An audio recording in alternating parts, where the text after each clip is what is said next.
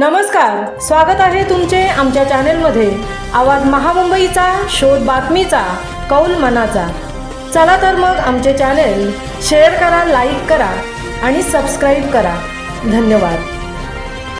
यशापयश पचवण्याची क्षमता विकसित झाली पाहिजे, गट शिक्षणाधिकारी रामचंद्र सांगडे। दापोली हिवाळी क्रीडा स्पर्धेची उत्साहात सांगता।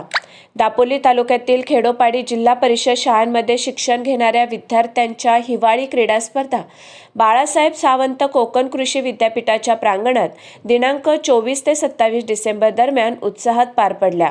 दिनांक 27 डिसेंबर रोजी झालेल्या सांगता समारंभात गट शिक्षणाधिकारी रामचंद्र सांगडे यांनी विद्यार्थ्यांना मार्गदर्शन करताना सांगितले की यश आणि अपयश दोन्ही पचवण्याची क्षमता विद्यार्थ्यांमध्ये विकसित झाली पाहिजे। यश मिळाल्याने हुरळून जाऊ नये आणि पराभवामुळे खचून जाऊ नये, तर पुन्हा नव्या जोमाने प्रयत्न करावेत।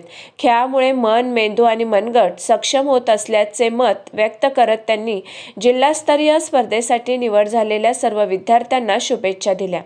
यावेळी विस्तार अधिकारी बळीराम राठोड, मेघा पवार, सुधाकर गायकवाड, नजीर वलेले यांच्यासह केंद्रप्रमुख धनंजय सिरसाट, सुनील कारखेले, संजय जंगम, गुलाबराव गावित, दीपाली जुवेकर, दिलीप जाधव तसेच विविध शिक्षक संघटनांचे पदाधिकारी उपस्थित होते।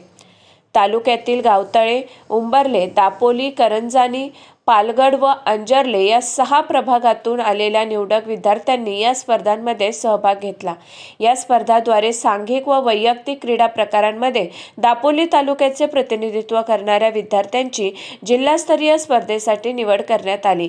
स्पर्धेतील विजेत्या व सहभागी विद्यार्थ्यांना सदाशिव रसाळ व अंकुश गोफणे यांच्या सौजन्याने प्रशस्तीपत्रे व ट्रॉफीज प्रदान करण्यात आल्या।